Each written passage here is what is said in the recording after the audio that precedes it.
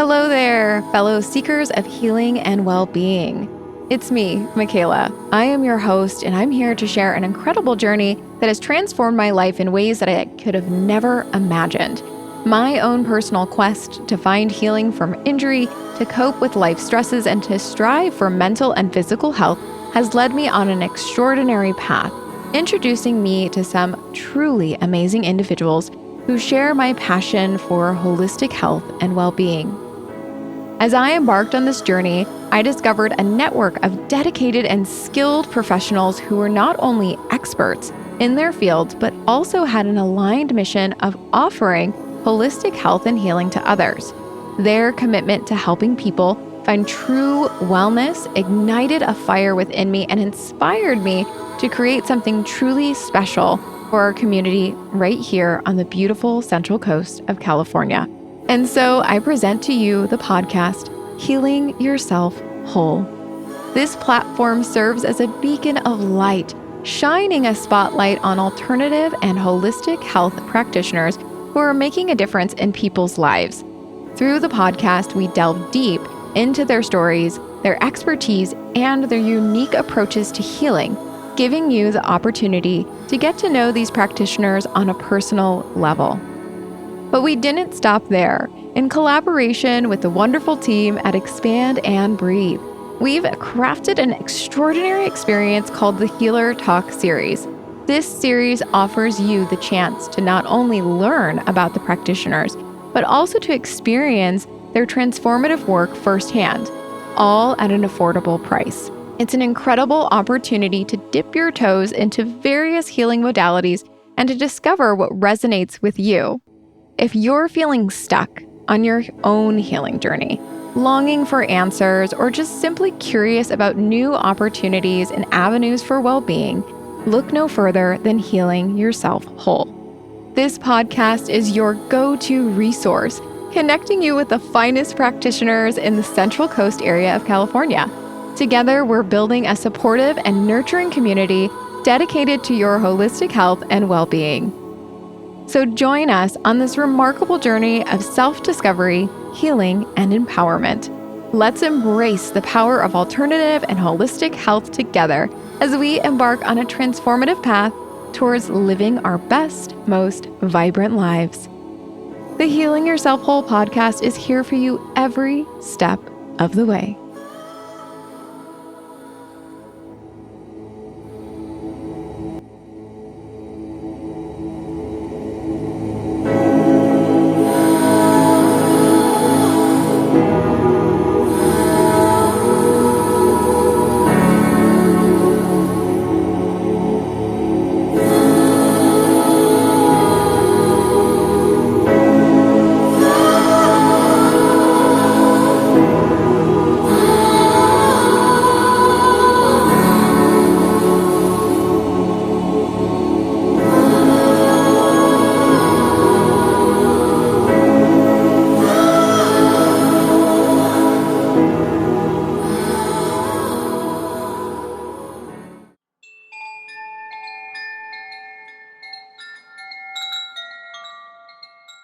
Hello, and welcome to Healing Yourself Whole podcast. I am your host, Michaela Goorahoo, and today we will be chatting with Lara J. So Lara is a true trailblazer, an author and a creator of Neurogenic Qigong, and her healing approach is a captivating blend of Chinese energy medicine and tension and trauma release work. With over 2 decades of experience, Lara has been teaching energy arts since 2003, and her journey has been marked by profound gratitude towards her teachers and the practices themselves. Lara's unique creation, the 13 Holy Nights Oracle deck, is more than just a deck of cards. It's a powerful tool for transformation. Her mission with this deck is to reclaim the true magic of the solstice season, wrestling it away from the clutches of commercialism and returning it to humanity. Through her practices, Lara has learned how to navigate life as an energetic journey. She understands that there's more to our existence than meets the eye. And she's here to help us all awaken to the profound mystery that surrounds us. Qigong, in particular, has been instrumental in Lara's personal transformation. It's a practice that allows her to tangibly feel the energy within herself and all around her. It's one thing to grasp the concept of being energetic, beings connected to the whole, but it's an entirely different experience to feel that energy and interconnectedness. So I hope you'll join us today in this enlightening conversation with Lara as we explore the transformative power of Neurogenic Qigong, the profound insights from the 13 Holy Nights Oracle deck, and how Lara's journey can inspire us all to walk through life awake to the dream, tuned into the mystery, and in touch with the greater something that connects us all. Welcome, Lara.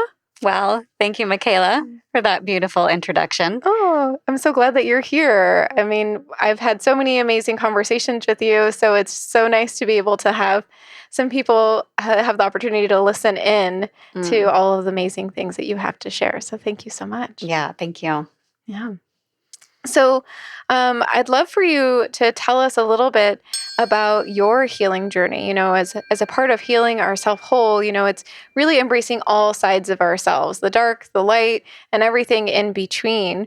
And so if you could tell us a little bit about your journey and how you came to kind of develop the Neurogenic Qigong. Yeah, absolutely. So, like many of us in the healing field out in the world, most of us, or a lot of us, I would say the majority, came to our work and our wisdom through often our own struggles. And that's exactly what happened for me. I was chronically ill and couldn't figure out, through a million different practitioners and Eastern and Western and everything in between, how to heal myself. And I ended up a friend of mine, I was living in Boulder, Colorado at the time, recommended that I go see this woman. And she honestly didn't really tell me much about her other than, I went to go see this woman and she said that I have foreign energy. And I felt so terrible. I thought, I must have that. I had no idea what it was, but it sounded bad and it sounded like something I might have because I felt terrible. And so I went to go see this woman and she became my teacher. And I can lovingly say about her that while she is absolutely incredible and profound in so many ways, I would say her weak point is being able to bridge the gap from a complete beginner to where she's at in her journey and her, complete being steeped in the world of energy and spirit. And so I went to go see her and she did medical Qigong with me. So I was on a table and she was working with my energy field and body. And after the session, she explained to me, your Jing, your Qi, your Shen, your group fields, your foreign energy, your this, your that. But just kind of rapid fire. And I still had really no clue. I don't think she even mentioned ever the word Qigong. I didn't even know it was Qigong. I wouldn't have known what to look up after the session or what I had experienced at all. But I walked out of there feeling like I had been breathing underwater and didn't know it. And suddenly I felt like my head was above water and there was all this space in my lungs and I felt like I could actually breathe. And I remember also actually literally feeling taller. I went to the grocery store that we went to, every day. And I remember standing in line. So this was right after my session with her. I had, gone to the grocery store before going home. And I remember standing in line at the cash register, literally experiencing that I had a different point of view because I felt taller. Like I really physically felt like I had a higher perspective, just in inches, like I was looking at the cash register from a different point of view. So I felt taller, like there was literally more height or more space in my spine, like I could breathe. And I felt so hugely shifted.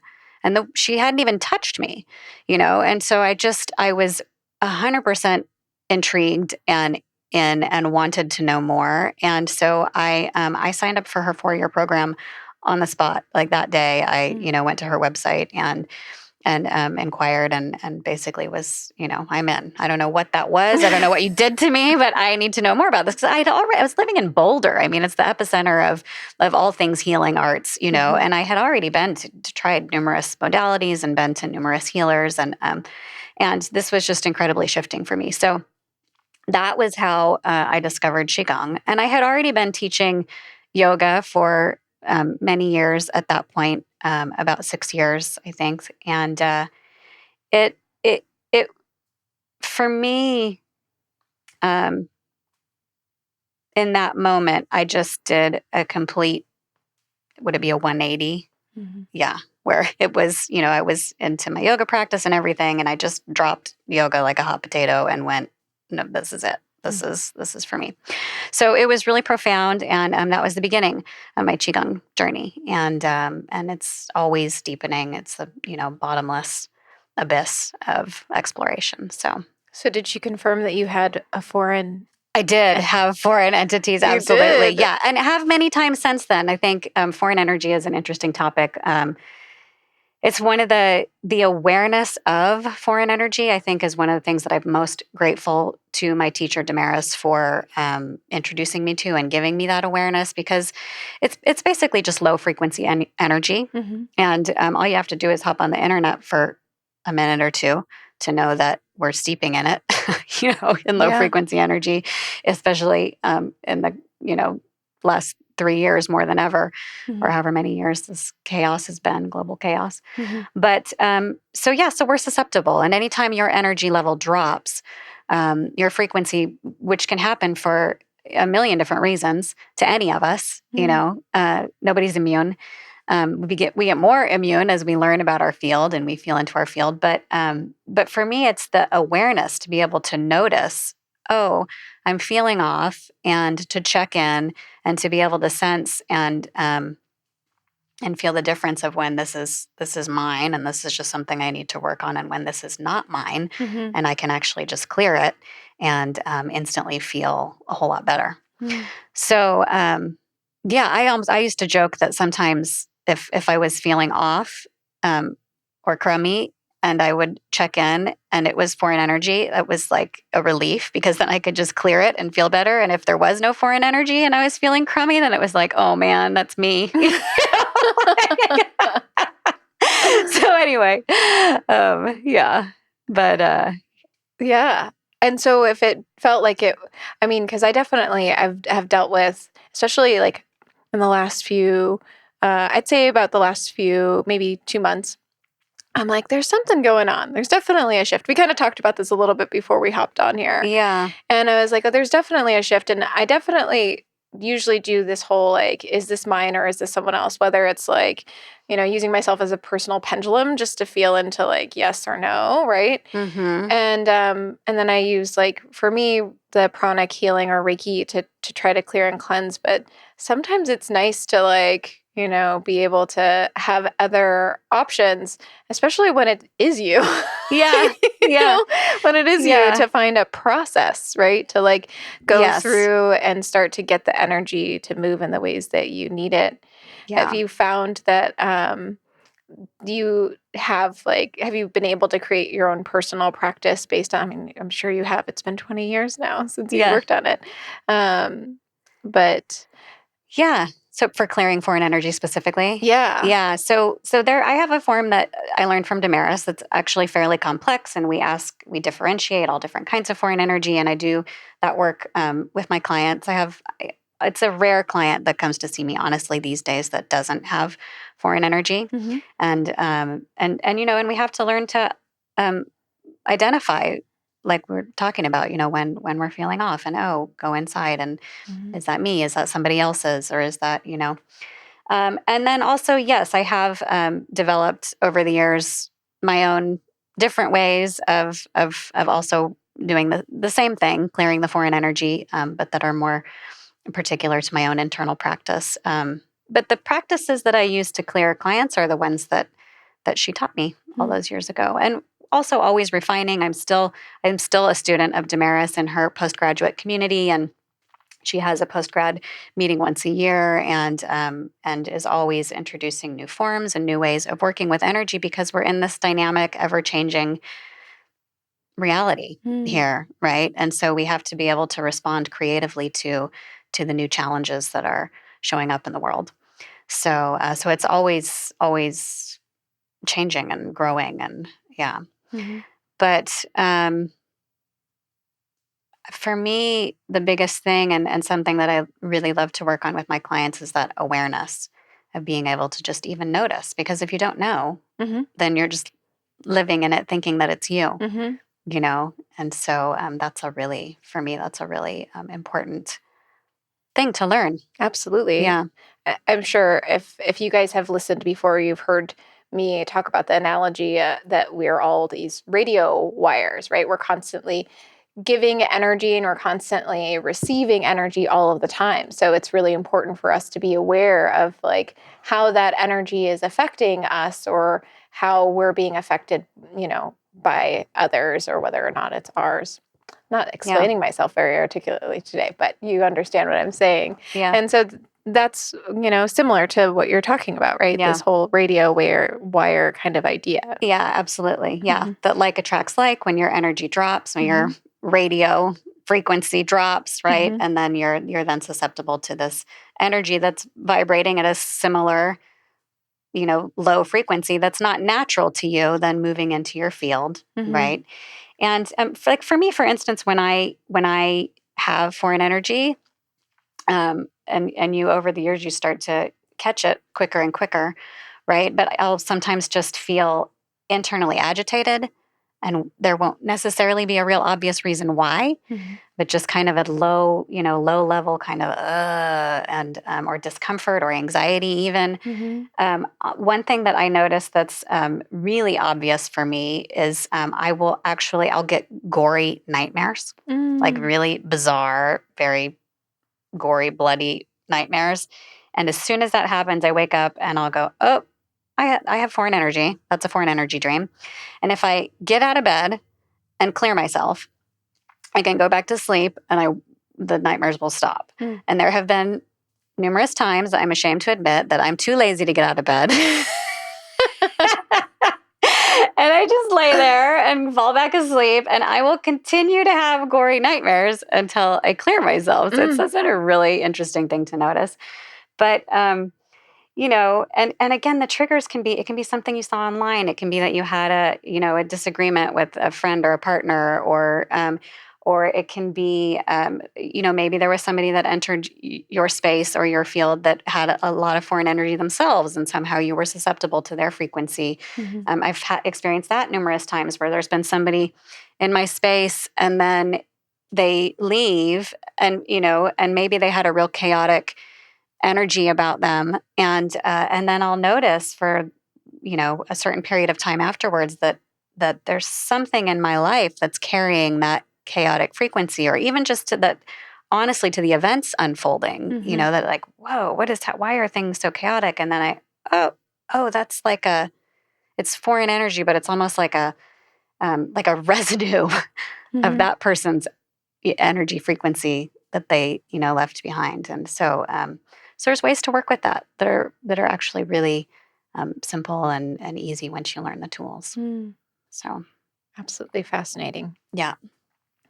How does Chinese energy medicine play a role in your healing approach? How does it differ from the energy healing practices? We're kind of talking about that energy healing in a sense, and Qigong is I would say a form of Chinese medicine, correct? Absolutely. Yeah. Chinese energy medicine. So even, they would say that it's the grandparent to classical acupuncture. So before they were, putting needles in the meridians, right? We were just working with the mind and moving qi with the mind and consciousness, and maybe some light on body touch or off body, working with what we call sword finger or things like that. But so for me, I'm not sure exactly what the question was, but I'm just going to answer. Yeah, that's fine. I really Like, how does Chinese how energy? does Chinese energy medicine affect the way I work? How does it play a role in your healing approach? And how does it differ from other energy healing practices? Yeah. So for me, it's really working with the 5 elements and the meridians and the point system along the meridians. So it's very much like acupuncture without the needles, sort of. There are a lot of other forms and deeper things you can do because you're not restricted to putting a needle in a point, right? But the 5 elements in particular for me was a very eye-opening and helpful system. And it's just one way of looking at reality and sort of breaking up or categorizing this experience of ours, right? This human experience. And so, Ayurveda is another way, and they have their categories and their ways that they break up reality or systemize it or look at it. But for whatever reason, for me, the 5 element system really spoke to me.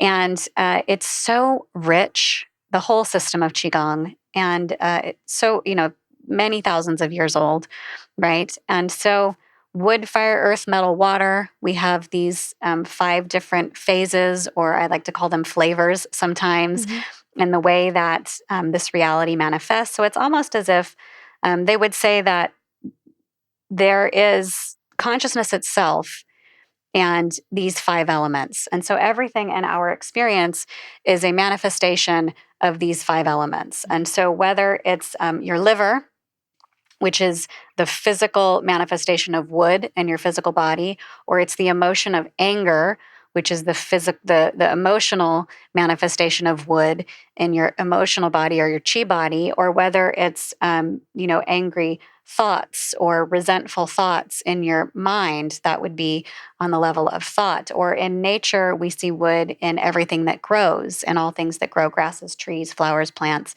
everything that grows. So we have all these correspondences, right? And again, to go back to that example of wood, it's all the same stuff, but it's just manifesting at more dense or less dense frequencies. So in the body, that would be more dense. In the emotions, it's like you're lifting up a level, it's less dense, but it's still wood. It's still that same stuff that we call the wood element or wood phase. And then in your thoughts, you're lifting up again, less dense. And so wood, fire, earth, metal, water, we have all of these flavors, again, with all of their correspondences, and you can begin to, through this system, sort of make sense of your experience and notice patterns and begin to notice patterns and begin to notice when things are in balance or out of balance. And so for me, it was just an immensely helpful system where I began to be able to look at myself. It's almost as if you get a little bit of distance, or it's a little less personal, and you just see patterns operating in yourself, in your relationship, in your life events, in the world around you, and the people that you're interacting with.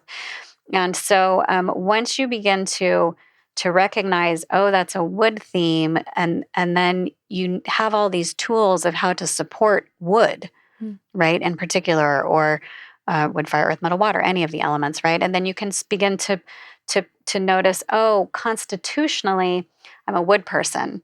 I came in, I like to call it my special friend, my constitutional element, and I sort of came in wanting to really cozy up to and get to know that theme, right? And so then you start to learn, well, oh, what are the strengths of that theme, and what are the pitfalls, and what are the weaknesses, right? And so it's just, it begins to help you be a little bit more awake to some underlying energies that are operating in your life, even though you may not be aware of them. Right? And then the more aware you become, the more conscious you can become about how you want to interact with those energies, and whether you want to let them just, take over with this undercurrent that's kind of on its own and out of control, or maybe, you want to work with it a little bit more intelligently.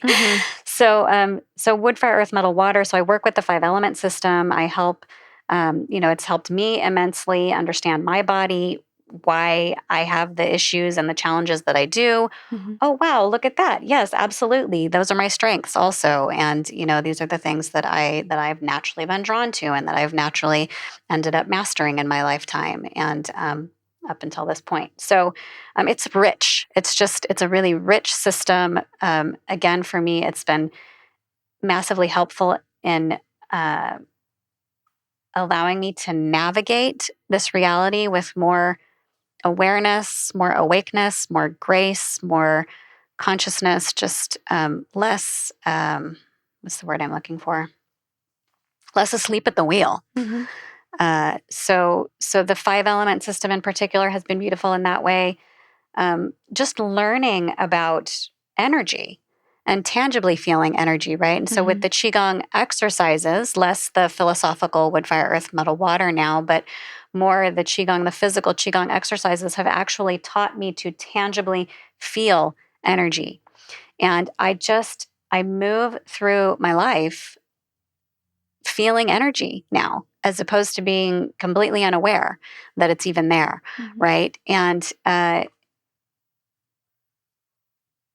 it's so empowering to recognize that there is more going on here than, this material, physical reality that we've been born into. And I was raised with virtually zero spiritual guidance or religion, or and in a very, middle class, materialistic, standard California family.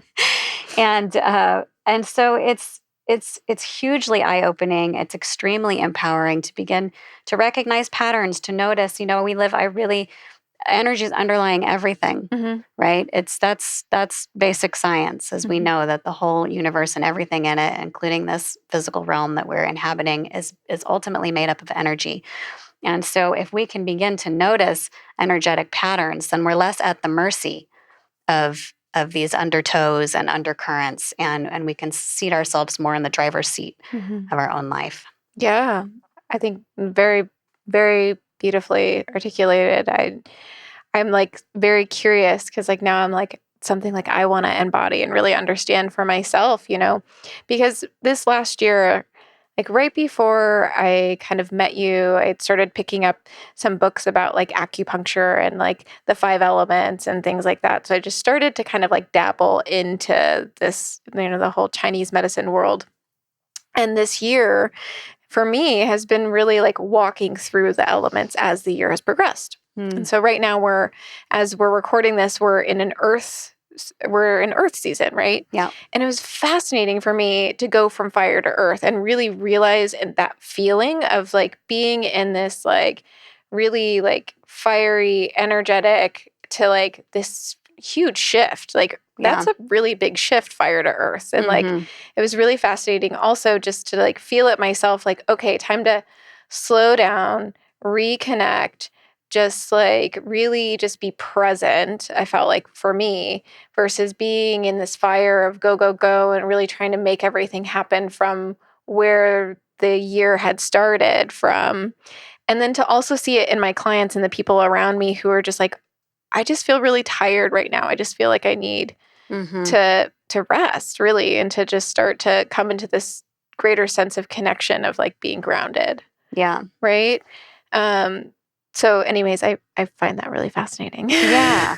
And right. And all of the elements have correspondences to seasons. And that is one of the things that I, especially with the creation of the 13 Holy Nights, but also the unfolding of the last handful of years of global chaos, is I just have this desire and this understanding or belief or thought that we just need to get back to aligning with nature. Absolutely. And the more that we align with nature, the more we align with our own highest human potential, which we have yet to discover or rediscover. And the farther away we get, right, from nature and these rhythms and these patterns that that are, a part of the universe that we're a part of, that we're inhabiting, the more that we try to distance ourselves or go against the grain or one up nature or, whatever it is, separate ourselves, the more dysfunctional and, the more suffering we encounter and the sicker, I think, and, worse off we get. So it's interesting that you're noticing that, noticing some of the deeper energetic truths of these seasons as we move through them, right? And noticing them not only in yourselves, but also in others. And there really is an energetic truth to this experience that we're walking through. Absolutely. Right. And the more we start to wake up to it and experience it and notice it and name it, I really think the more empowered we become. Yeah. Absolutely. And now a word from our sponsors. Are you seeking a space to expand your horizons and nurture your well-being? Look no further. We are excited to introduce you to Expand and Breathe, your go-to destination for holistic health and wellness. At Expand and Breathe, we believe in the power of connection, self-care, and personal growth. Our community-driven healing arts studio offers a wide range of transformative experiences from Pilates and meditation to breathwork and alternative healing modalities. Immerse yourself in enlightening conversations, explore ancient wisdom, and delve into practices that elevate your consciousness. Expand and Breathe brings together visionary teachers, healers, and thought leaders who are dedicated to uplifting individuals and fostering a sense of unity. Expand and Breathe has been a life changer for me. Through their one-on-one Pilates, breath classes, and healing sessions, I've discovered a sense of balance and inner peace that I never thought was possible. Expand and Breathe has been a transformative experience for me. The program's holistic approach to personal growth and well-being has empowered me to expand my horizons, find inner peace, and embrace a more fulfilling life. Whether you're a seasoned wellness enthusiast or just beginning your journey, Expand and Breathe has something for everyone.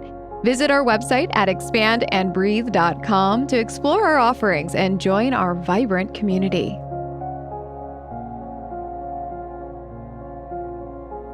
Are you ready to embark on a transformative journey of self-care and personal growth? Don't wait. Start your holistic wellness adventure with Expand and Breathe today. We invite you to be inspired, feel empowered, and honor yourself at Expand and Breathe.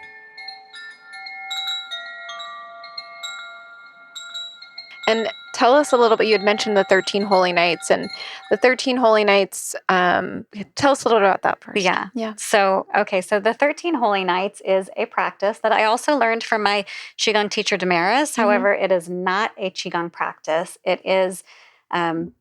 Sorry. It is, yeah, that's okay. Cozy up to the mic. It's really a nature-based practice. And it's about aligning with the seasons, aligning with the rhythm of the seasons, and specifically the winter solstice season. So it's a winter solstice practice. And if we look to what nature is doing at this time, the trees have dropped their leaves, the animals are hibernating, quieting down, everything's sort of conserving energy, or I like to think of it as drawing energy inward, right? And then, of course, what are we humans in the Northern Hemisphere doing during the time of the winter solstice, which is December 21st, right? So longest, darkest nights of the year. Well, we are shopping compulsively under fluorescent lights. We are overindulging in sugar and alcohol, which is taxing the body, right? All those Christmas treats or Hanukkah treats or whatever they are, whatever your traditions are, right? They often involve sugar and or alcohol. So taxing the body, taxing the physical body as opposed to conserving energy. Typically, our calendars are jam-packed. It's often socially the busiest time of the year, when really the true energy of the season, when we're paying attention to nature, when we're paying attention to these underlying energetic patterns, the true gift of that season is this diving inward, the quiet, the stillness, and what I really think of as the quantum field or the infinite field of possibility.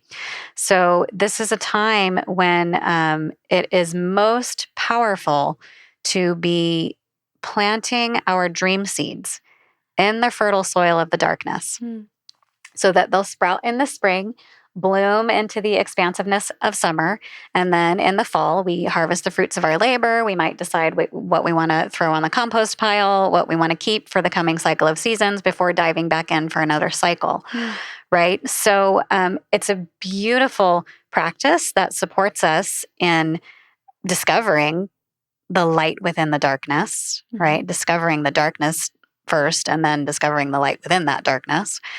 And then also it has this really fun structure to it that's very magical. I've done it. I learned it the year my daughter was born, so this will be the 15th year that I practice the Holy Nights.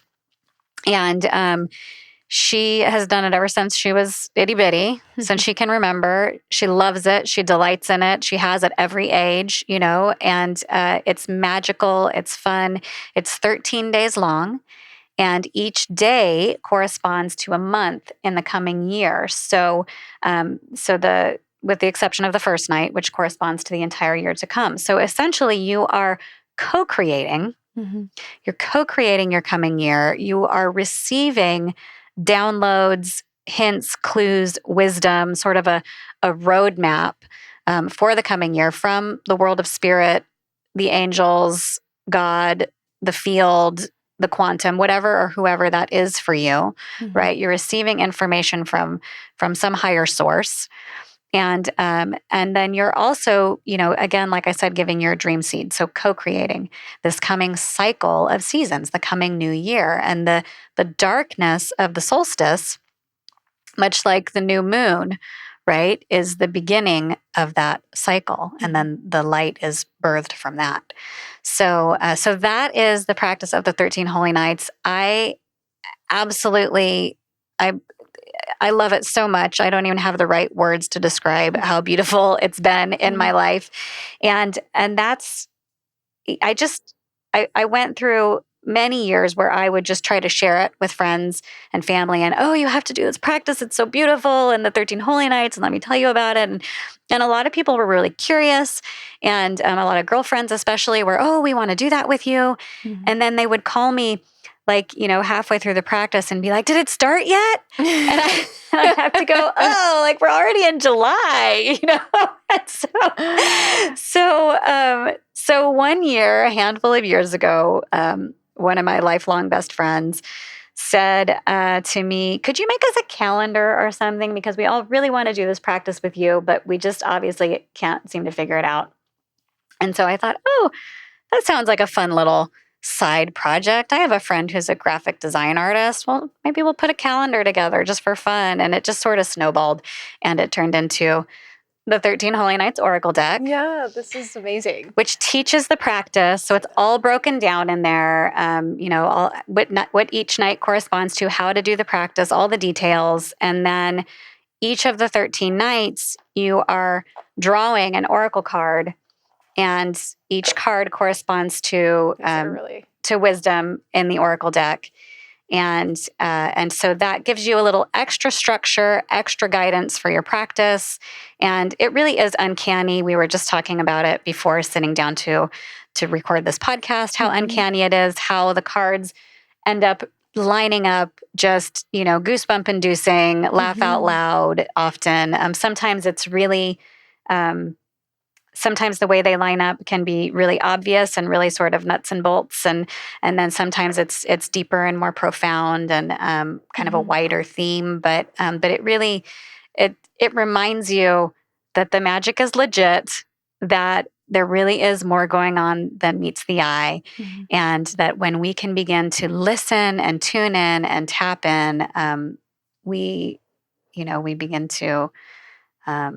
Like I said previously, get closer to our own highest human potential. So absolutely. Yeah. Absolutely. We were talking a little bit about, I had pulled the card Bumblebee earlier this year, And bumblebee is like, you think about a bumblebee in a hive and how like buzzing it is and how it's all about like this community, this network, right? And that month that I had pulled bumblebee was like probably the busiest month I've had all year. It was just like I just nonstop was like on the go. It really did feel like I was a buzzing bee within the community. And Lara, that's this month for you. That's this month for me, yes. And also for me, bumblebee is the energy of being able to manifest, right, things within your life. And this idea that bumblebees, they have the real bumblebees, right? They're really cute. They're so cute, the big fat fuzzy ones. Yeah. And they have these little tiny stubby wings. And it just like doesn't look like they should be able to get off the ground. How is that aerodynamically possible, right? But they don't mind. They're just buzzing around, living their life, contentedly drinking pollen and, going about their bumblebee business. And so the energy with bumblebee is this ability to manifest that which seems impossible, right? The seemingly impossible. And then beyond each of us doing that work on our own individually, what's possible when we come together in numbers. So I say all the time that when we come together in numbers, it's not just 1 + 1 = 2. It really is exponential how our energy bodies and our energy fields and our intentions, the way that they grow exponentially when we are aligned with others, right? And I can say my daughter and I have been meditating together a lot in the last year, and it's pretty jaw-dropping, the things that are manifesting for both of us these days. So if you can find yourself a partner, whether that's your child or your best friend or maybe even your dog, I don't know, but somebody to sit with and intend with, it really is powerful. And of course, this month, I didn't go back into my Holy Nights journal and go, oh, bumblebee, this would be a good month to work with Michaela. But here we are, co-creating and collaborating. And I have other really exciting collaborations that are spontaneously, just popping up in this month of bumblebee energy. So, and so then when you go back to your journal and you see, oh, bumblebee, it's so confirming and so grounding. And then it helps you even anchor deeper into that theme that you're working with. And okay, I'm on the right path. And okay, well then let's do more of this, or let's lean into it. Or if I had any kind of inertia hurdle or laziness, to any of the opportunities that are coming my way, it reminds me to move through that, because this is indeed the energy that's available here this month for me. Yeah. So this was actually my first year doing the 13 Holy Nights practice, and I have to say, like, it's been really fun and an exciting way to like walk through the year, and it's really been encouraging too, because I did pull 3 really great cards for the year. Oh, good. I got Garnet, I know, is one of them, which is really great. Yes. And I kind of created my own ritual where, like about halfway through the month, I like kind of review what's been going on for the beginning of this month and what that card looked like. And then I kind of prepare myself to just get an idea of what's coming next month. And then I kind of just let it go for a while.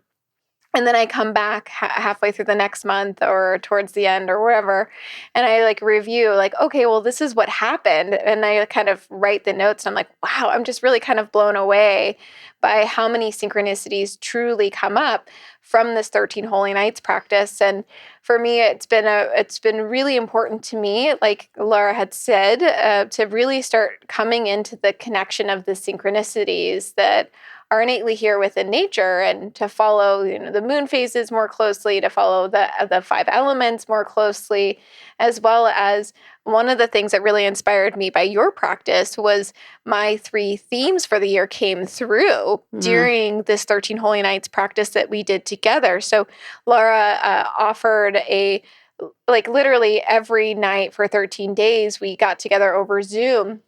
And she led this beautiful Qigong practice, really let us like tune into ourselves, tune into the divine, and really get centered before we pulled cards. And it was just very eloquently done, like perfect flow. I mean, you've got to work with Lara. It's just like, I can't rave enough about her. And this practice has really, really been divine for me. But the 3 things that came up for me that have been stringing me through the year in support have been lean into the divine. It's something that you said a lot during the lean into the divine. And it just like really hit me. And I was like, yeah, soften. And because like, I'm coming from like a background, I used to be really type A and like try to force and like, using my internal power versus forcing, really coming back, leaning into the divine, soften, and service, which has always meant a lot to me, is how can I be the best of service, to myself and to the community around us, right? So those are my 3 themes that ended up coming through for me as I worked with you during the 13 Holy Nights. So thank you. I love that. Yeah. Yeah. So beautiful. And I love what you said too about how it's been like these themes have been strung throughout your year. And I think that's one of the things that the Holy Nights really offers us is this thread of the sacred throughout the year, this constant reminder, right? And so, I mean, the practice in and of itself and diving into those 13 days is amazing and delicious and, and beautiful and profound and nourishing. To really allow yourself to just soak in the infinity, to soak in the abyss, to soak in the darkness, right? But then you have this journal to carry with you throughout the rest of the year. That's this little reminder, this constant reminder that there's magic unfolding, this constant reminder, oh yeah, whatever it was, whatever those themes were, oh right, service, softening, right? What was the third thing? Service, softening, and lean into the divine. Yeah. And so it's rich. It's a ritual, right? This is a 13 Holy Nights ritual, and ritual really is it's a way simply to remind ourselves to lean into the divine, to remind ourselves that this whole experience is divine, and it's really just it's a way to just give us a little wake-up reminder, right? And so this practice has such a beautiful structure in that, and that you take it with you through the entire year, and it's not just a one-time solstice practice, and then whoop, you're on your own for the rest of the year, right? You have this little... It's almost, I say sometimes that it's like having your own, the best therapist you ever had, or like an insightful best friend, or your own crystal ball, or, right? But the journal, the wisdom that you yourself gathered, right? You wrote it all down. It's what you received during that time, and then your inspirations during that time. So it's your own higher wisdom, right? But it's profound the way that it can anchor you and keep you anchored in the divine and the sacred, give you reminders throughout the year that you're not alone, that there is design to what's unfolding, and I'm just so grateful to this practice, to Damaris for teaching it, to me for this opportunity I don't know how this thing spontaneously came out of me. I mean, honestly, not to toot my own horn, but it's so beautiful. It really is. It's so beautiful.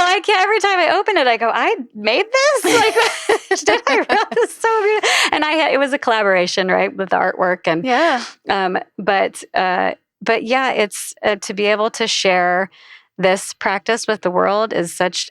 I'm so grateful that I have this this assignment, because it's so easy for me to talk about and to share, because it's been so profoundly beautiful for me in my own life. So absolutely. And what I love about it too is that it's a fun way, right, to explore, this healing and connection and, really, we had talked about before we had hopped on to the podcast about how like so many of us come into this like learning about, holistic health and healing because we are injured or going through trauma, or like life is just messed up and we just like we're just at our wit's end. And how it's nice to be able to have these opportunities to find joy within our practice. And this is definitely a way where you can find joy within your practice all year long, right? It really like brings you through.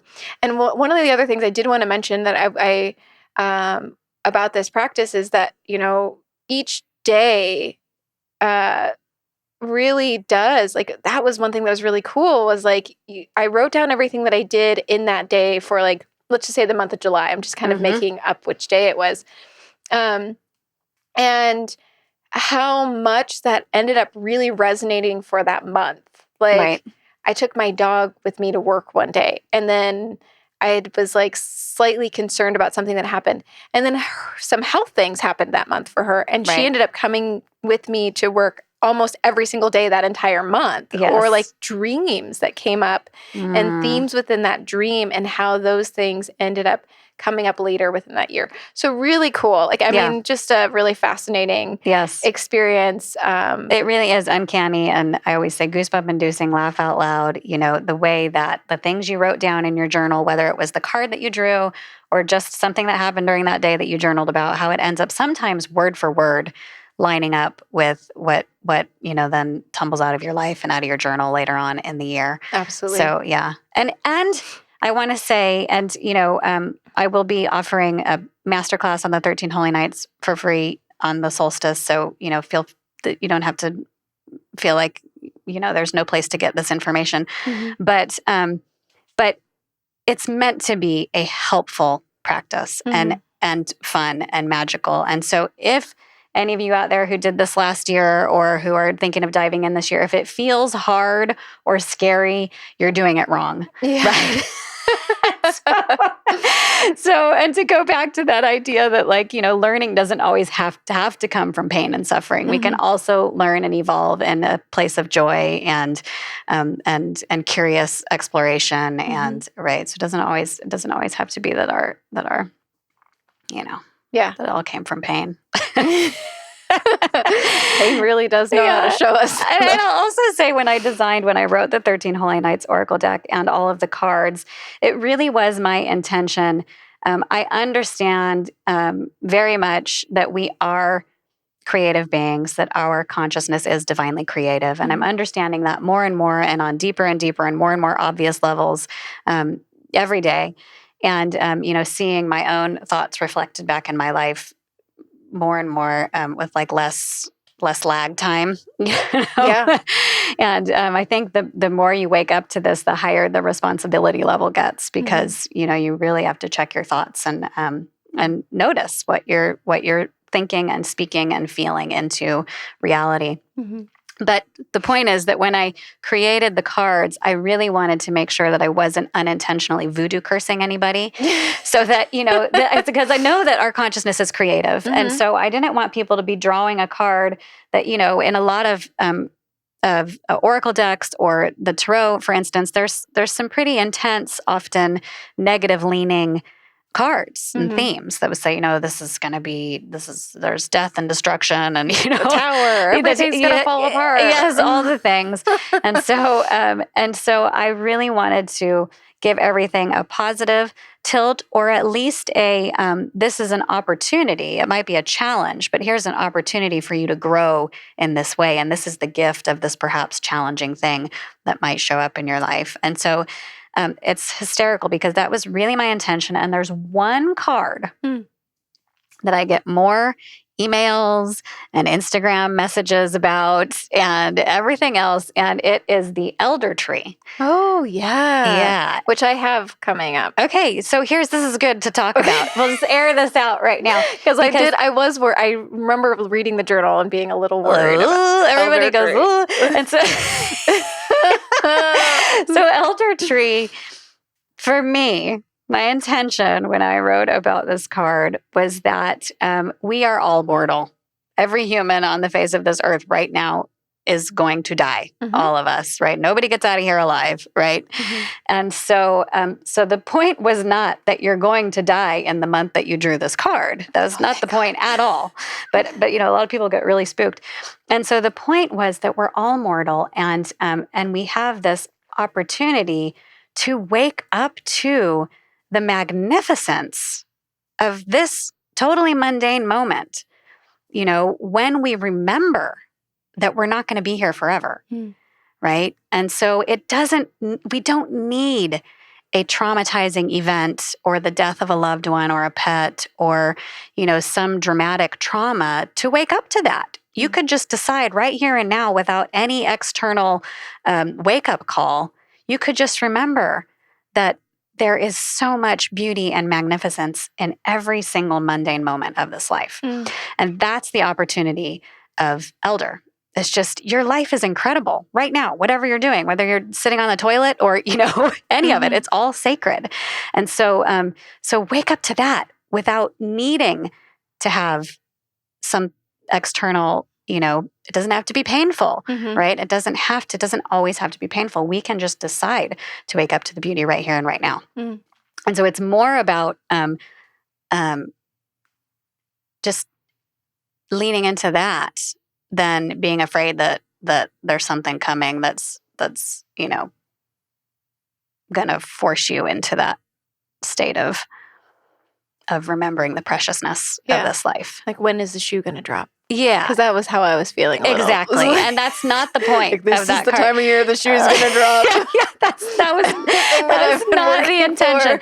Because if you look at, right, again, this is a pagan nature-based ritual.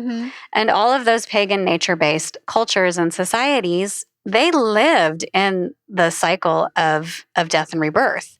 They lived in nature. And so they saw it everywhere, all around them, all the time, with the coming and going of the seasons and the coming and going of the life cycles of animals, and and energy consuming other energy in order to survive. And and so they were very aware of their mortality, and therefore potentially didn't take it for granted as much as we do in this modern culture, let alone, our compulsive fear of death that leaves us so vulnerable to be manipulated in so many ways. Our, death grip on youth, and our complete denial of the gifts of maturity and aging and wisdom. And I mean, there's so much wrapped up in there. Right. But so it wasn't meant to be, watch out or warning of any kind. It was just a reminder that no matter how perfect and healthy you are, this is not forever for any of us. Yeah. And so wake up. It's precious. Wake up right now. Yeah, it's precious. So, beautiful. I feel like I secretly needed that message, so thank you. Yeah. That's the way it works. That's always the way it works. Yeah. So, okay, this is a little bit off topic from kind of some of the conversations that we were going to have, but we talked a little bit about the importance of having high vibrational thought and speech and things of that nature. And I know that you're also a student of Joe Dispenza. And so my question for you is that I feel like there's a fine line, right? A lot of people might look at that and be like, well, are you just kind of glossing over the fact that sometimes things are hard and we need to kind of talk about them? Or are we just really trying to kind of surpass? I don't know. You know what I mean? There's that whole spiritual bypassing kind of thing. Right. Yeah. So yeah. I think it's important, one, to experience all of our human emotions, right? And to allow them to express fully. And that's a lot of the work that I do one-on-one with clients when we do the trauma release work, is allowing the body to lead the way. And very often through that tremor work, emotions do surface that have been trapped in the body, and we allow them to express. And once we allow them to express and be seen and complete that urge or that cycle of expression, then often they can move through and out, and then our energy is freed, right? To circulate through the system in healthier ways, other than being trapped and congested and locked in ways because we weren't willing to move through it, right? But there's a difference in allowing a spontaneous emotion to fully express, and then that is very different than getting stuck in that emotion and looping that emotion, or looping that experience, or that thing, or that trauma that happened, right? And just having it on repeat. So it doesn't mean hold it all in and pretend it's not there and just be happy, right? That's very different than allowing events and emotions to fully express and to move through and to address things in the moment, to have boundaries where you need to have boundaries, whatever it is, but then also to not carry those events or those emotions around because we're not willing to look at them or move through them, right? And so for me, that's the difference. And I can use a really a bit of an example about, our thoughts and that just came up for me recently. And it's a silly example, but it was really clear to me that my daughter and I just went on an epic month-long trip all over Europe. And before the trip, I had been, so this speaks to just a little bit about our thoughts and our words, right? And how to be careful about our frequency, right? And our thoughts and our words. So I, before the trip, had been completely unconsciously going around and telling numerous people that this was just a story that I was telling myself and that I was talking to my friends about, how I was concerned because all of my travels in my younger years, in my 20s and 30s, I'd always traveled in Central and South America. I'd spent about a year and a half total in Central and South America, and then 6 months in Thailand, but always in countries where, if you miss your train or the boat or whatever it is, you can find a really great place to stay for between like $5 and $20. So it's just like, it's just like, just was more relaxed and and it's like, well, if you screw up in Europe, there might be like higher financial repercussions, And so I had just been voicing that out loud without really thinking about what was just kind of a funny, thing that I was unconsciously talking about. And lo and behold, the first 2 weeks of our trip were filled with very expensive mishaps. Oh, no. Yeah. And so really expensive and like just silly little,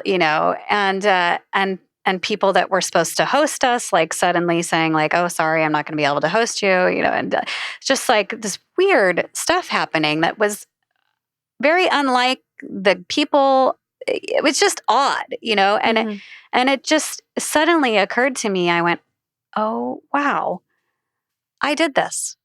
I spoke this into being. I spoke this into reality. I literally did this. And so when I caught myself, this is the good news, is that you always have the opportunity to pivot and change the timeline, change the direction, right? And so literally it only took a moment to recognize it. And I just started speaking the opposite. I mean, to my daughter. My daughter's really steeped in all these practices as well, so I can just talk to her about it freely. And I realized the mistake. I shared it with her, and we changed our language.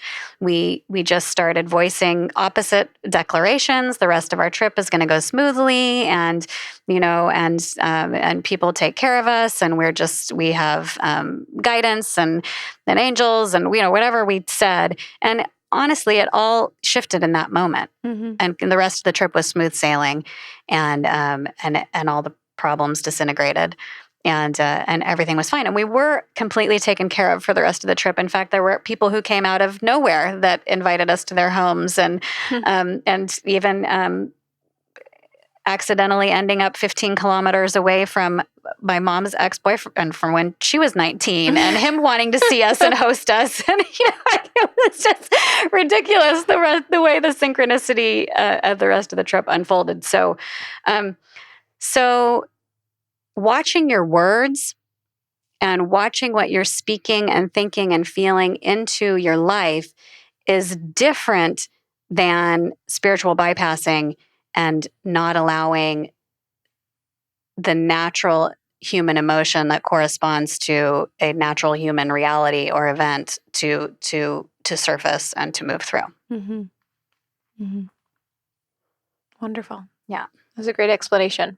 Because I know that comes up a lot, like I feel like I've heard it quite a bit with like, the whole idea of the law of attraction and what have you. And so it was a really great explanation. Yeah. Thank you, Lara. Yeah. For that. Absolutely. And always refine. I'm on this, that's where I'm at now. Mm-hmm. But next week I might have some other explanation for you. Or an added piece. And to add to that, this is what I experienced last week. Oh, it makes me like stop and like really think about, because, like I've been in my own phase right now. So it's like, okay, I just need to pause for a moment and just really, take into consideration of like what my speech has been. Mm-hmm. So I really appreciate that. Yeah. And it's not denying anything that's present. Yeah. Right. But like, oh, pivot from here forward.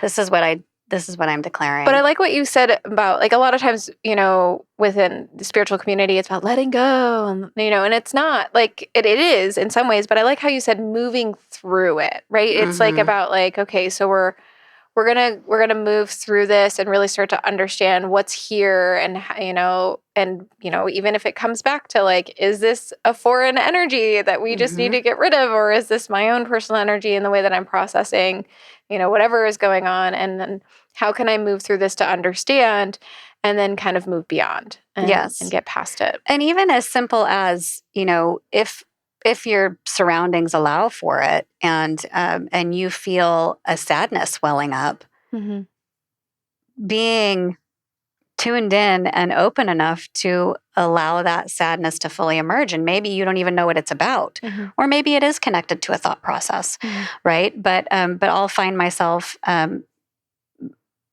sometimes at home or whatever, or wherever, and I'll feel that sadness emerging, and I'll actually allow myself to cry for a second, and just, allow those tears, and then it's over. And I go about with the rest of my day, and it's just like a non-event. It's just not even something that I think about. But being more aware of, because emotions are energies, like we talked about with this is your liver, and then it's the same thing, but it's anger, and then it's the same thing, but it's these resentful thoughts that you're having towards your ex, or whatever. And so just that's something also, again, that the Qigong has really helped me with is by labeling everything as energy, somehow it's less scary and almost even less personal, and more personal at the same time.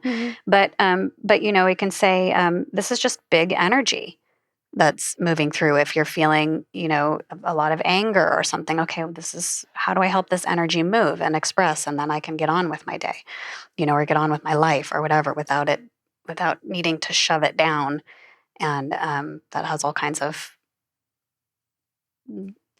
unfriendly consequences.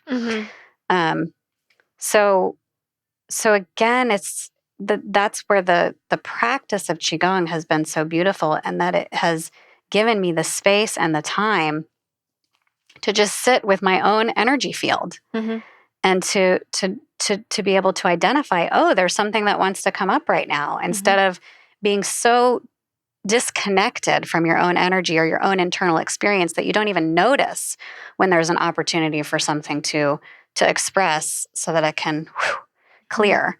I don't remember where I started that thread, but it's okay. I would love to talk, or for you to explain a little bit about like the energy types within Qigong, because I know that you had mentioned Shen, and I believe that, and like even we could start with, I think that there's like 3 main energy types, if I'm not mistaken, and then there's multiple energy bodies. Am I wrong? Yeah. So maybe you're referring to Jing, Qi, Shen. Yeah. Yeah. So Jing is just their word for the physical.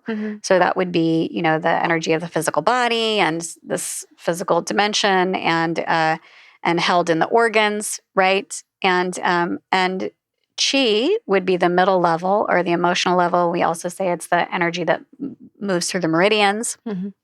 And then Shen is your light, or your thoughts, or your mind, right? So Shen, light, thought, body, mind. And that is a spectrum from personal mind all the way to higher mind and universal mind. So that's Jing, Qi, Shen. And then I think for me, it's the way that all of these levels blend and interact, and how one really is the other, and and it's I don't really think of like separate bodies. Mm-hmm. I think more of, okay, now I'm working with the chi level, and this expresses as emotion. And oh yeah, there I see it manifesting in the physical. And there's the same pattern in the thoughts, right? And so, but it's all connected. It's not like they're like individually wrapped, candies. It's more of this fluid exchange and cooperation. And or if you think of, we have the lower dantian would be the center for our jing, or our physical body. We have the middle dantian, which we call the cauldron, the holding pot, the center for our chi, or our emotional body. And then the center of the head would be the cauldron, or the center of our shen, or light body. And then the central channel is what connects these three centers. And the central channel, or the changmo or changmai, we say is 3 inches wide and 2 inches deep, runs from perineum to crown to bahui. And but there's a beautiful practice that I do where there's all kinds of 3 dantian practices where we're focusing on those 3 different centers and empowering and strengthening those 3 different levels of ourselves. But there's one practice in particular where you're blending the 3 energies. And I love that practice because we do, you need all 3 levels to cooperate and to be in connection. And you don't want your mind completely disconnected from your emotions, completely disconnected from your body, right? All these things are in cooperation. And so there's this beautiful feeling when you're doing this practice of almost, it's like there's watercolors inside your central channel, and you're bringing physical vitality to the mind to support your inspirations, right? Because if you have ideas or inspirations or thoughts, you've got to be able to have the jing to bring them through into the realm of the manifest, right? And so you've got to have your jing connected to your shen, or your physical body connected to your light body, right? And so that practice in particular is really beautiful because you're just breathing, you're bringing jing to shen, and then you're bringing shen back down to jing. Again, you would want wisdom to guide your actions, right? So you can think about the real life ways that these blending of these energies is actually playing out in your experience as a human. Yeah, that's very enlightening, very helpful. Yeah. And what a beautiful practice. I mean, that's definitely something that I think I could find myself wanting to practice with you quite a bit. And now a word from our sponsors. Are you ready to elevate your consciousness and establish connections with individuals who share your interest on the breathtaking Central Coast? Look no further than the Central Coast Conscious Community, your gateway to spiritual growth and community connection. The Central Coast Conscious Community is a vibrant hub for individuals seeking holistic well-being, personal transformation, and collective awakening. They offer a diverse range of events, workshops, and gatherings that nourish the mind, body, and soul. Dive into their membership directory for an insider look at the incredible holistic practitioners who are ready to guide you on your journey. From acupuncture to Zen Buddhist meditation, you'll find a wealth of expertise to support your well-being. The best part? The community calendar is free to the public, making it accessible for everyone to explore and engage with their offerings. Are you passionate about supporting your local community and being at the forefront of upcoming events? Become a conscious community advocate by volunteering your time and be the first to receive information about exciting happenings. For just $88 a year, you can help further the mission of the Central Coast Conscious Community. Calling all practitioners, facilitators, and space holders. Elevate your visibility and reach by becoming a professional member. Gain access to advertising and digital marketing exposure. Promote your upcoming events and classes, and join the online directory for easy discovery. Develop a greater sense of community and connection right here on the Central Coast for just $188 a year. The Central Coast Conscious Community invites you to be a part of something greater, where holistic well-being and mindful practices unite. Visit thecentralcoastconsciouscommunity.com today and join this thriving community dedicated to supporting your journey towards wellness and connection. Central Coast Conscious Community. Discover, connect, thrive. Visit centralcoastconsciouscommunity.com now. Yeah. Are there any practices that you'd like to share with our audience? Anything that you have in mind? Yeah. So there are, first of all, on my Instagram, and I also have a YouTube, it's Lara J Day, are both of them, LARA JDAY. And there are various practices that I offered for free. Mm-hmm. There are some really beautiful practices, but I can just a really quickie that we can do here. There's a series of exercises that are meant to be done first thing in the morning. Morning exercises, or Dao Yin, they're called. And every Qigong practitioner has kind of their own series, and there's a whole bunch of them, and you know, they might take, if you did the full series, 20 minutes or so to get through. But my teacher always taught us that after we learned all the practices, she'd always give us the shortcut, or sometimes would. And she used to say that if you don't have time for all the whole Dao Yin first thing in the morning, you can just rub your ears. You can just do the ears, because each of the organs, the whole organ system, is accessible through the ears. And so if you just give yourself a ear massage first thing in the morning, then it's basically like massaging your whole body first thing in the morning. And so you would start just at the tops, just, you know, massaging your ears, getting into all the nooks and crevices, because the different organs are hiding out in different places. So just massaging the ears all the way down. Again, getting into all the little hiding places, all the way down to the earlobes. And then you can pull on your earlobes 3 times. 3, 6, 9. We always do things in multiples of 3 in Qigong. And then you can split your fingers. So we have index finger and the other 3 fingers behind. Put your index fingers behind your ears and the other 3 in front, and then rub.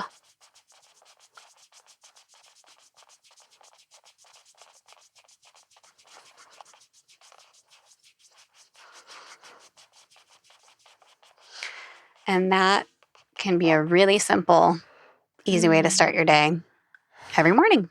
Wow, that felt amazing.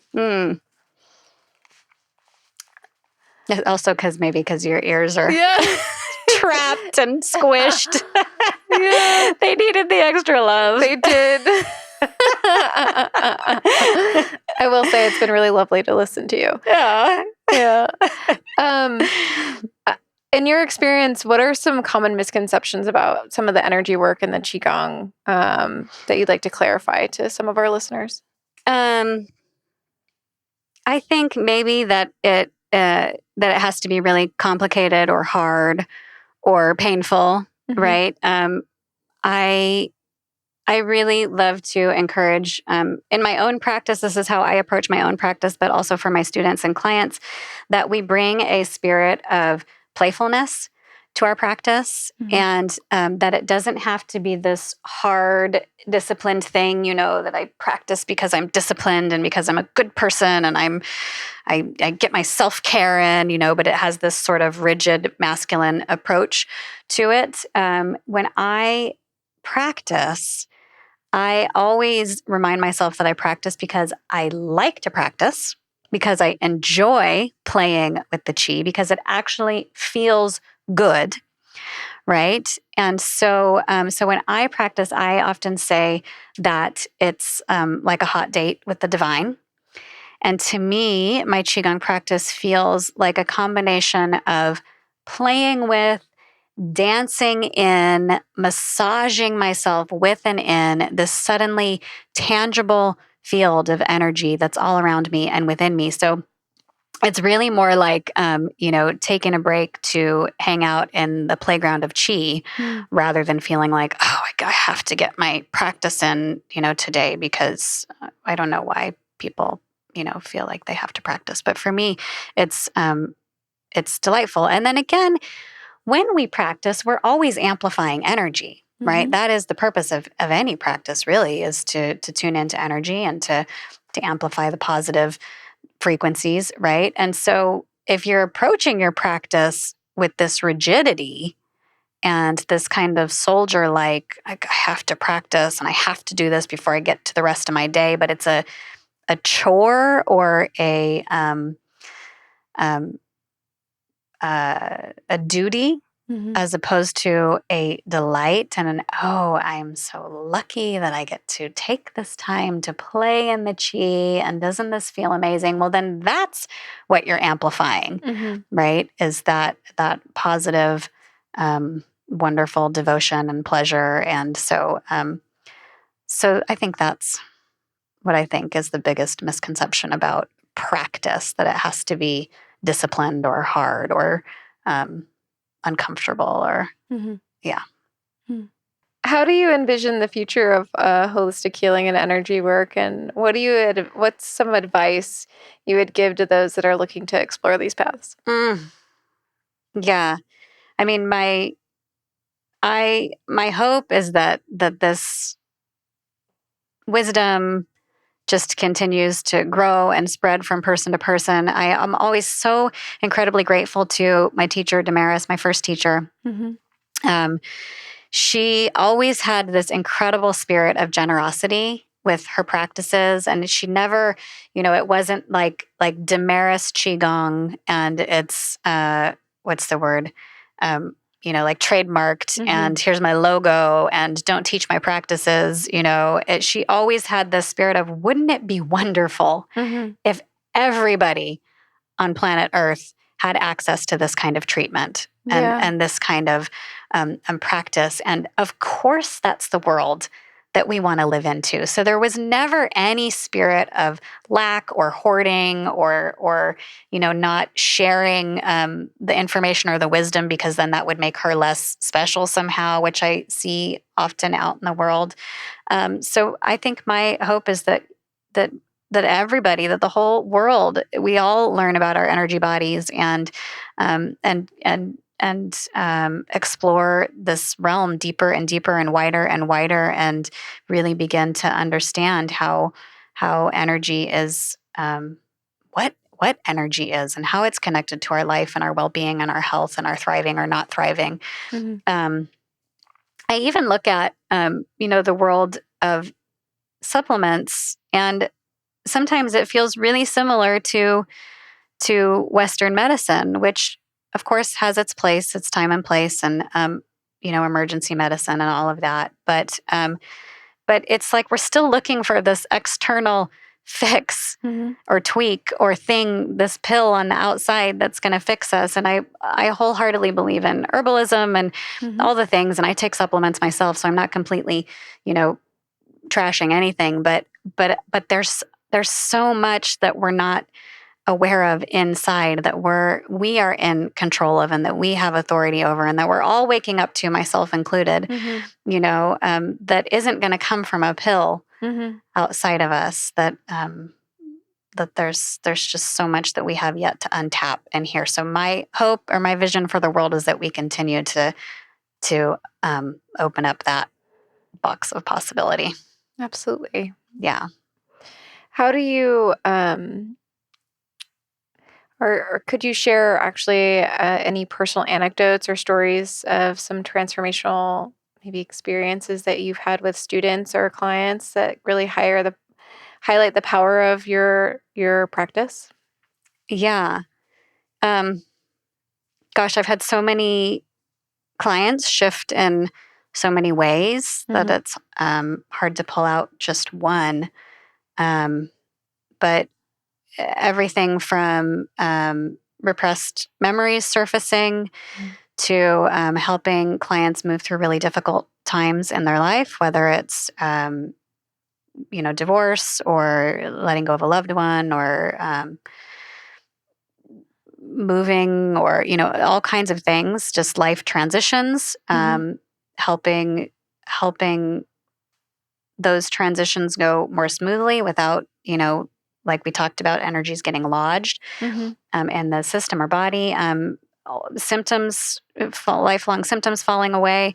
It's always somewhat mysterious, the process, because we are allowing the wisdom of the body to emerge. And so it's not always a direct, correlation. Somebody coming in wanting to work on X might actually end up, getting rid of Z or resolving Z, which is not necessarily what they thought they were coming in for. So with the Neurogenic Qigong, it's profound.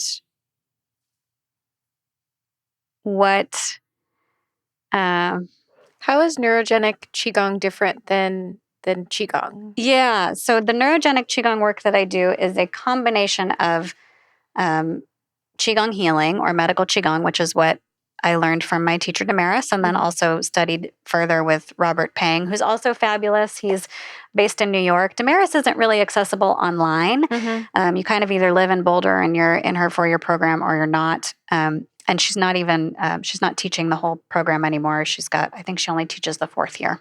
And she has students teaching the other 3 years. But Robert is very accessible online. He's absolutely the real deal. A beautiful, beautiful man. I highly recommend his book, The Master Key. If you're interested in reading more about Qigong, he tells his life story and how he met his master. It reads like science fiction, and I can tell you from personal experience that it's not fiction at all, because I have had numerous experiences with him in person where I felt like I was in a science fiction movie, but I was or on some kind of hallucinogenic substance, and I was stone cold sober, just, with him. So incredible, incredible man. And The Master Key, again, is the name of his book. Key as in? K-E-Y, The Master Key. Do I have time to tell a really funny story about that? Okay, so you can cut it later if it's no. There's no So The Master Key is the name of his book, and I started reading that book to my daughter when she was 5 or 6 or 7 years old. And one night we were lying in bed, and she said to me, "Mommy, will you read me The Master Key?" And I just, like, my brain was scrambled or something, and I just couldn't hear what she said. And I said, "What?" And she goes, "Read me The Master Key." And again, I just couldn't, it just wasn't making, like, I couldn't separate the syllables or something. I was just garbled. And I said, "Read you what?" And she opens her eyes really big when she goes, "The Master Key," like that. She goes, "Mom, Robert's book." And I was like, "Oh no, wait. First she goes, "The Master Key." And I said, "You want me to read you Dumbass Turkey?" That's literally what my brain heard. Dumbass Turkey. Dumbass Turkey. Because she said it all wide-eyed, like a, like a wide-mouthed frog. And I go, "Dumbass Turkey?" And she goes, "Mom, Robert's book." And then I got it. And we laughed so hard, stomach ache, crying, So that's our funny little joke now, we always say. Oh, dumbass turkey. But anyway, so I learned medical Qigong healing from mostly Damaris, and then also from Robert. I started studying with Robert in 2015. So I combined that with neurogenic tremor work. And I actually am I think they call it a certified provider of TRE, which is tension and trauma releasing exercises. Really profound work. Yeah. And if you think of, this is the work of David Berceli, if you think of the way a animal shakes when it's scared or traumatized, or if a gazelle were to get chased by a lion and then to escape and really finally realize, I'm in a safe place, I'm not going to be lunch, it will shake and quiver and tremor before going back to graze with the herd as if nothing had happened. And this is an innate mechanism that all mammals have inside of us, in our nervous systems, is this ability to shake and tremor in order to release the tension from the overstimulating event. So in this work and this field, our definition of trauma is just any event that overstimulates the nervous system. So that could even be public speaking on your graduation day or at your wedding, which is, a very positive event, but overstimulating for the nervous system. And so you've probably even felt it at some point in your life, maybe after a car accident or a fender bender even, even if it's a little fender bender, it can really overstimulate the nervous system. Or like I said, public speaking, or a lot of women experience it after childbirth. They'll intuitively and naturally shake. The problem is that as humans, we are conditioned socially to shut it down.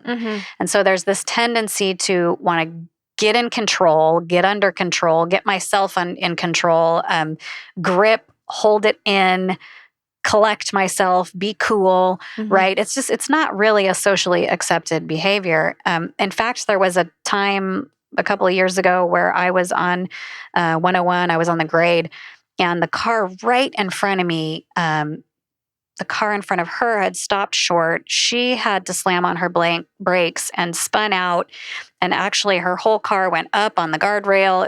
It was pretty dramatic. And then she pulled over, and I was right behind her. So I pulled over to make sure that she was okay. And she was shaking. And she said to me, "Oh my gosh, I'm so sorry." She apologized, right, for shaking. And she said, "Oh, I'm sorry, I'm shaking. That was really scary. And I'm so sorry. I'm so sorry." And I said, no. Shake. This is what I do for a living. Like, that's your body's intelligence. Like, I'm a trauma, I do trauma work. So, but that's we're socially conditioned to knock it off. And I think part of it is like, also just not knowing. Like, I think a lot of people just don't realize that. I mean, because we do talk about, like, I think we're hearing it more and more that we need to shake. Like, we need to, like, actually, like, physically, like, shake our body. And I think that realizing that, like, that is one of our body's natural reactions is to tremor, to literally, like, go through this spasm, like, experience in order to process. Yes. Because it's your nervous system in a lot of ways, right? Absolutely. That's triggering it, that's releasing it, obviously. Neurogenic. Yeah. Yes, neurogenic is just a fancy word that means basically pertaining to the nervous system. Yeah. So, yeah. Yeah. I mean, it's really powerful work, that the tremor work. It's very powerful. And it's, to me, I think of these bungled, bits of fascia and tissue in our bodies that are holding tension that we were never able to let go of for one reason or another. And my daughter she was really into knitting when she was younger, but like 5, right? So she would come to me with these huge balls of knotted up yarn that she had gotten into a tangle, and she had been trying to untangle on her own, God bless her, and so she'd be like yanking at different parts of the knot. And well, what happens? Right. You just make it tighter. It tightens down. And, and so when I think of the tremor process, this is the innate intelligence of our bodies held in the nervous system, held in the tissues, that knows where the end of that knot is and where to begin unwinding it. And it's not an intellectual process. It's a very body-based experience. And when we allow the wisdom of the body to just turn on and do its thing, it knows where to unravel. It knows how to loosen up that bungle without our intellectual minds, well, I gotta take this supplement. And, and we're just tightening down the knot or strengthening the imbalance, or, all the knots that we get ourselves into with our willingness to want to control, right? Yes. To, like, be in control of it all the time, or like to. Yes. Yeah. I mean, the first time I ever did or had that experience, I didn't really know what I was getting myself into, which seems to happen a lot. Like, like, I'm just going to try this thing. Let's do this. This sounds like fun. Applaud your curiosity and your bravery. And then it was like called like trauma therapy at one point, right? Or is that what it's called? Yeah. Tension. I mean, I think there are other folks out there that are calling it different things. Yeah. But the organization that I studied with calls it tension and trauma releasing exercises. Gotcha. Okay. And I also work very differently than that organization does. But that was my original training. Yeah. Yeah. No idea what I was getting myself into, and got to the point where I was laying on the ground. I think that's probably towards the end of like the series. And I started shaking, didn't know I was going to start shaking. And which is fine. Like, I was just like, whoa, what's happening? And it was like jolts of like moments where my body would just go whoosh. It was like very electrifying in some ways. Yeah. And then I just started like genuinely just shaking, and so much emotion just came out. I just started crying, and I didn't even know where it was coming from.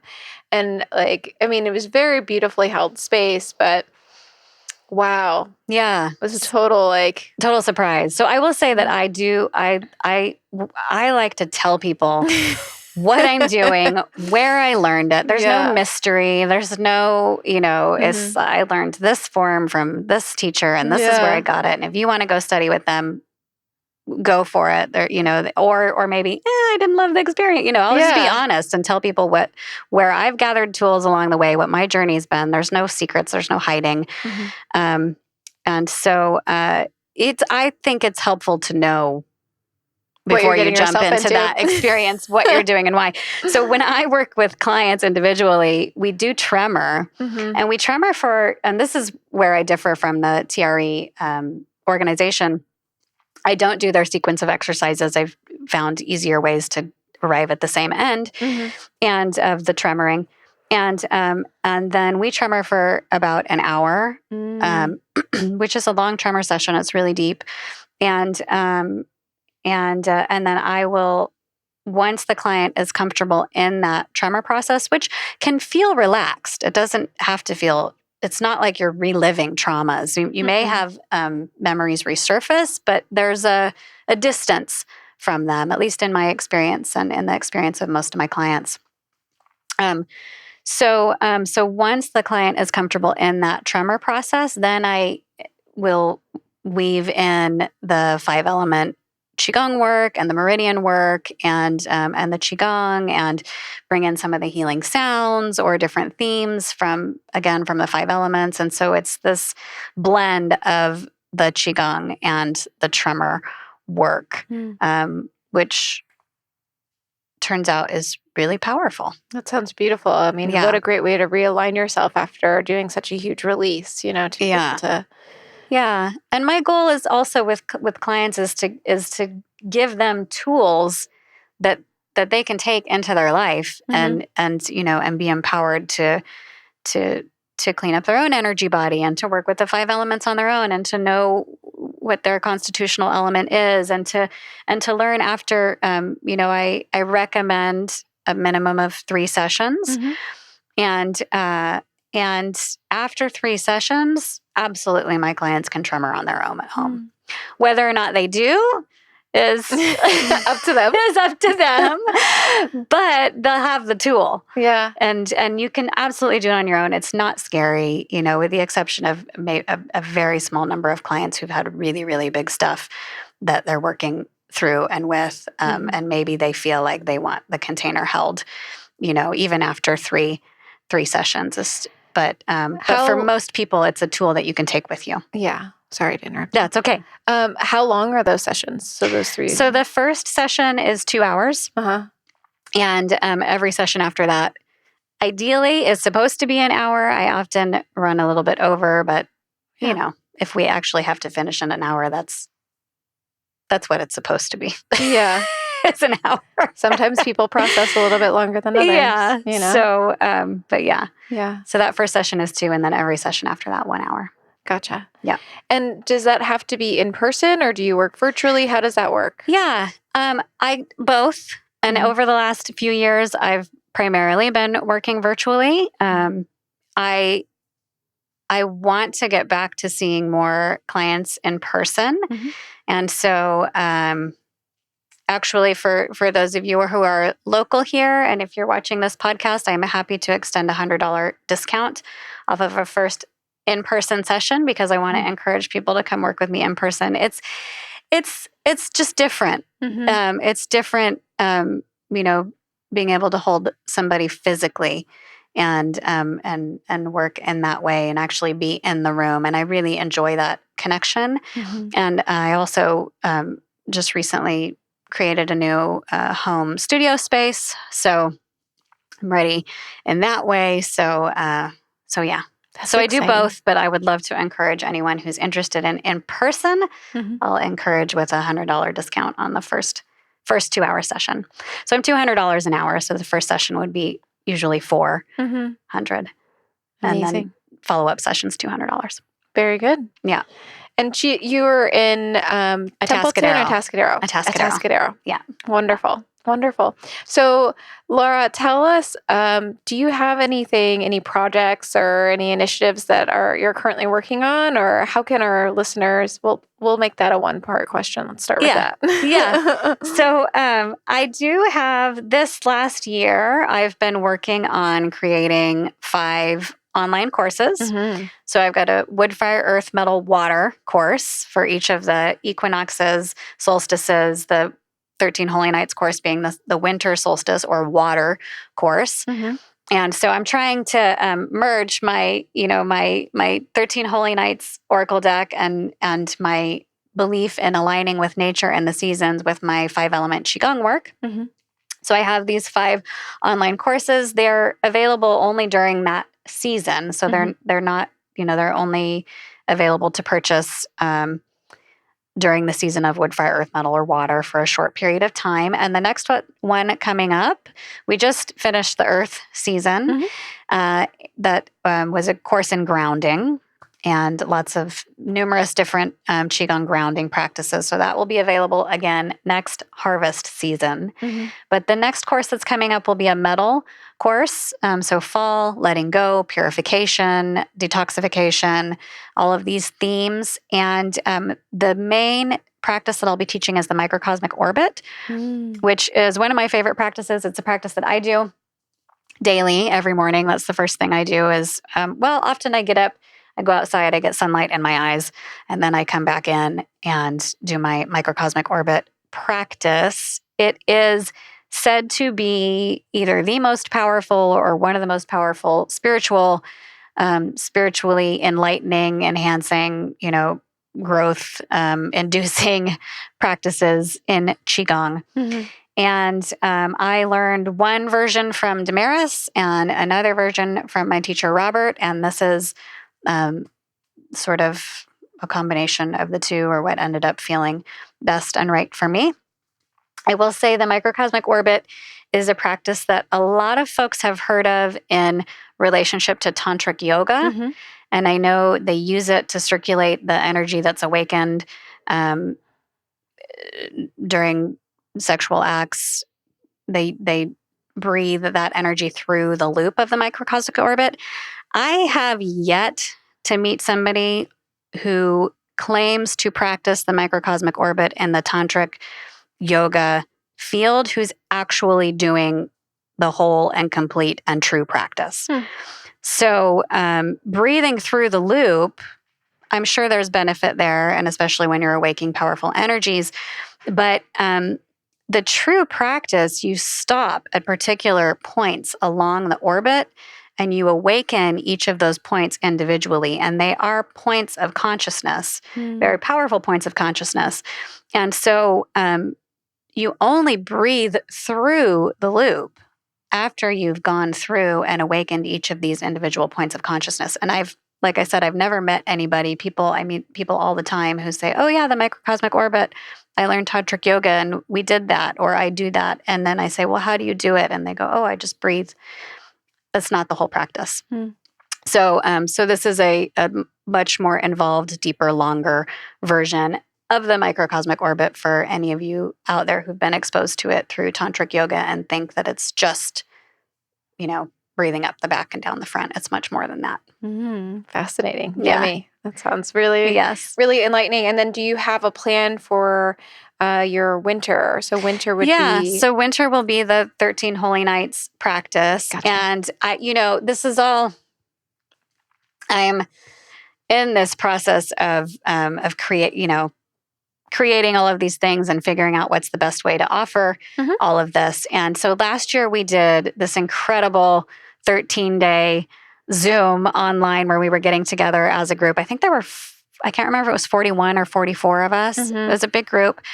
And we met on Zoom for an hour each night. It was gorgeous. It was so beautiful. I had a lot of resistance, I will say, to leading that. I had a lot of people say, oh, you've got to teach a class, you have to lead us. And I'm like, it's all in the book, guys. But it was so, like, the way that you led it was just really lovely. And it was just so, it was incredible. But I did have that resistance leading up to where I did, it was like, but it's in the book and it's this inner practice. And, I kind of didn't get it. Hold my hand. And I 100% understand that impulse, because I am the person who, if I'm cooking a new recipe, like, I want a human being next to me in the kitchen telling me, like, how much salt to put in. Like, I don't even like YouTube videos, I love having my hand held by an actual human.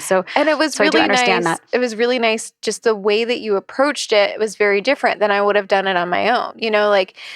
Learning it from you and the way that you taught it was really, I feel like I got a lot more out of it. And I feel like, okay, now next year, like I have an idea of how I can do this for myself. But yeah, anyway. Yeah. So this year, this isn't set in stone. I have a little bit of time before December rolls around, and I'm still playing with this. But this year, I think what I want to do is I'm actually going to pre-record the 13 Qigong meditations and centering exercises, because we did centering, right, and asking for guidance, and then we did a Qigong exercise as well. So I think I'm going to pre-record all of that and then offer 4 Zoom check-ins throughout the 13 days. Because while the 13-day, the cohesion of the group and what spontaneously arose and the synchronicities within it was so beautiful last year, but it was also a sacrifice for me. It's a lot. Because I was not able to take off and have an overnight in Big Sur, which I would usually do during the Holy Nights. I was not able even really to get to the coast for sunset often, because I had to rush back to my Wi-Fi to be, to lead a Zoom group after sundown. And so and I'm happy. I am very happy to fill those shoes and to teach people about this practice and to lead the way. It's so beautiful. I see the potential that it has to really wake us up to this process of dreaming awake, right? As that's what it's done for me. But I also want to make sure I balance that with staying anchored in my own inner experience and journey, and not giving it all away. So I'm thinking that might be a good compromise.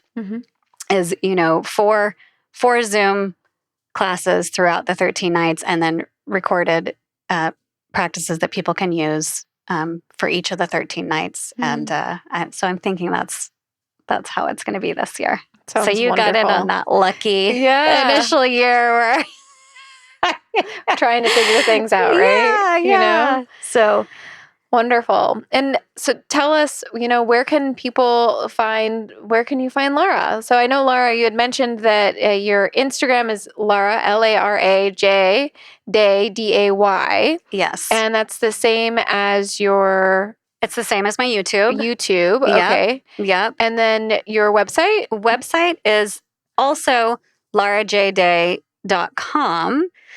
However, it's also, there's 2, is it a URL? There's 2 URLs that go to the same website. And the other one is 13holynightsoracle.com. So the number 13 holy nights, plural, oracle.com. Awesome. 13holynightsoracle.com or larajday.com. And of course, you can look down in the show notes and you'll see links to that as well.